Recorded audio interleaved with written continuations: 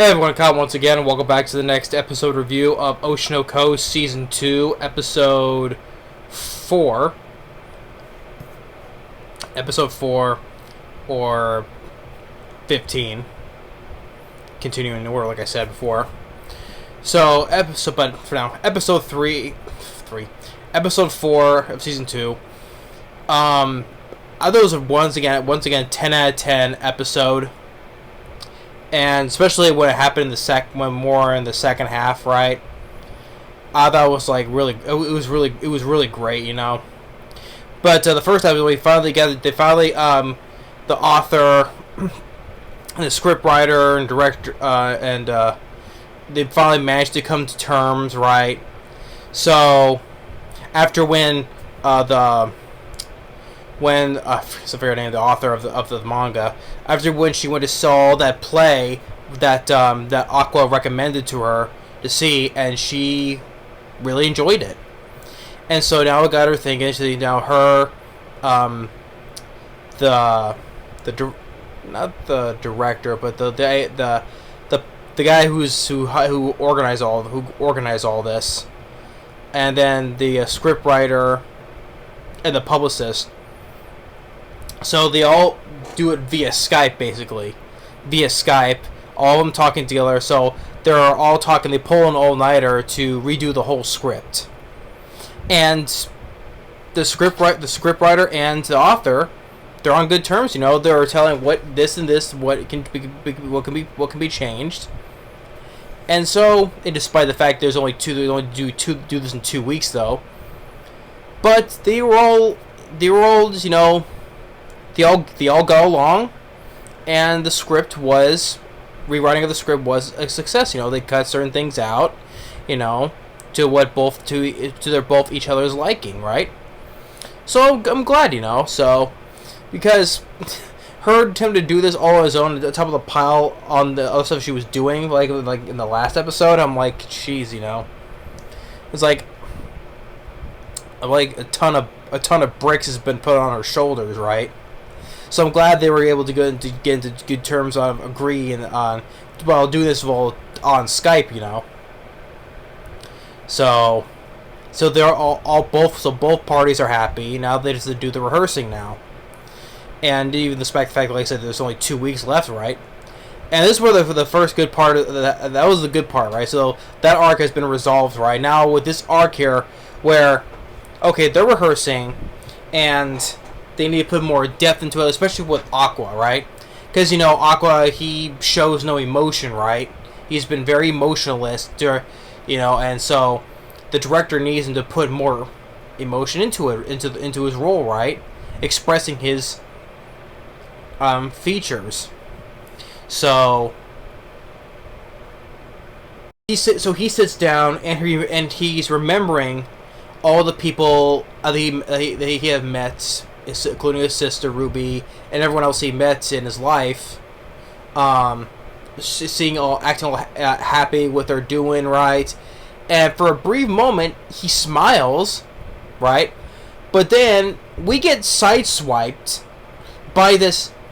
You could probably say his inner self, or his inner demon. You could say his inner demon telling him that, hey, you're not allowed to be happy.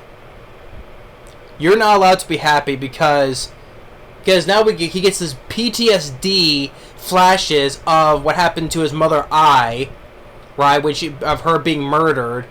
You know, you failed to protect her.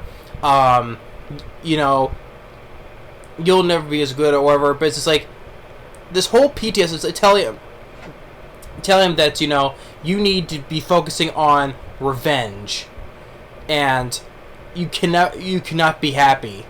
I'm like, and then the statically like flashback, especially the image of I dying, right?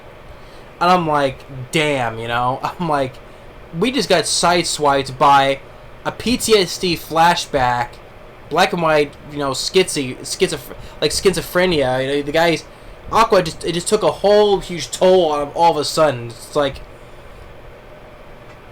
I'm like, jeez, man, you know, like, it's like someone just punched him in the gut, but no one was there, right?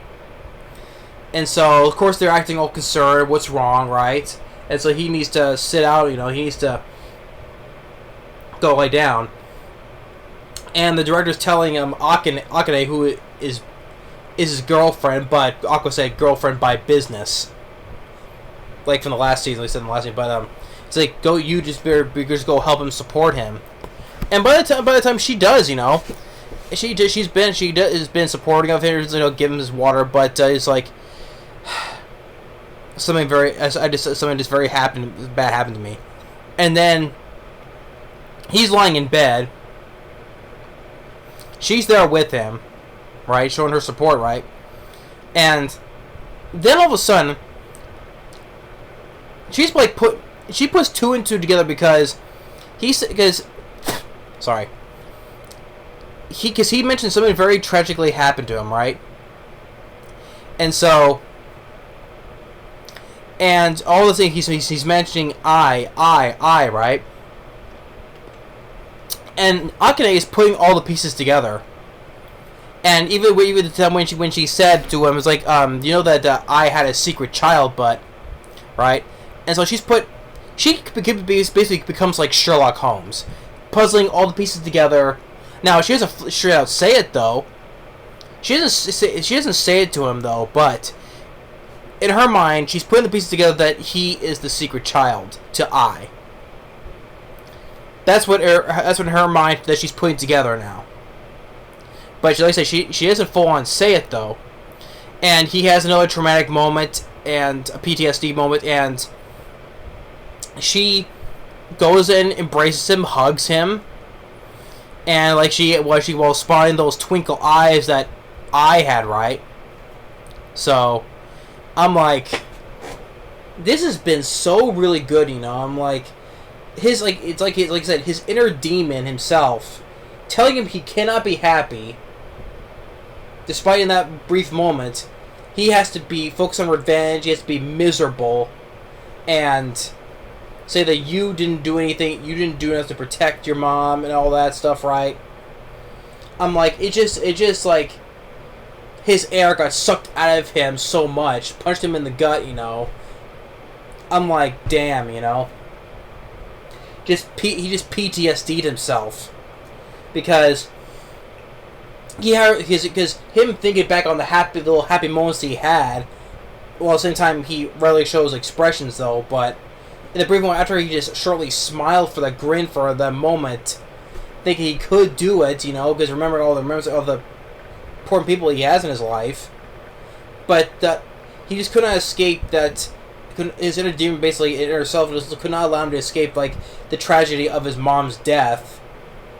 But I'm just like imagining if it wasn't reincarnated, right? If you left out the reincarnation part, he was just an actual normal guy, a normal baby or kid, right? Of course it would. And he's also explaining that he can still smell the rusted metal in the blood. What he says. In her blood, he can still smell it. I'm like, and you still feel the coldness of her hands, as she's dead, when she's dead. I'm like, holding all that traumatic stuff. It's like, certain scars never heal. Certain scars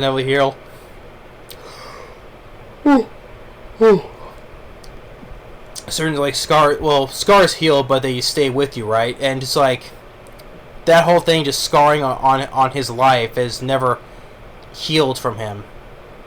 I'm like, this whole big PTSD traumatizing moment, it's been that is like wow, we just got sideswiped because of all of a sudden it just all hit him like a ton of bricks. And so with Akane, yes, being supportive of him, but at the same time she's puzzling the pieces together, saying that maybe that he is the secret child of I. Now, the question is she gonna tell him like, hey, is your mother I? Just asking. Maybe she's not gonna full on bluntly say it, but I don't know. But just like, yeah. So we got the first half of it where they settled the scriptwriter and the author. They come to terms together on the script, which is good. They're rehearsing, and all of a sudden, Aqua just got hit by the PTS flashbacks, and just like, damn, you know. So I wonder how that's gonna affect his acting because like I said, he always shows emotions, telling him to express emotions. But the moments he felt like he was smiling, grinning, it's just like it's like his inner self, like his inner demon, telling him, "You cannot be happy." I'm like, his inner self is such a dick, you know. You cannot be happy. You have to be forever depressed and miserable, and focus on vengeance. You have to be dark all the time. You cannot have no light in you.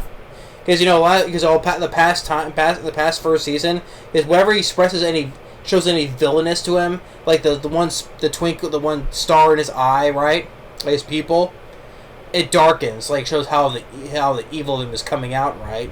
But when he's not, though, then it shows him normal white, right?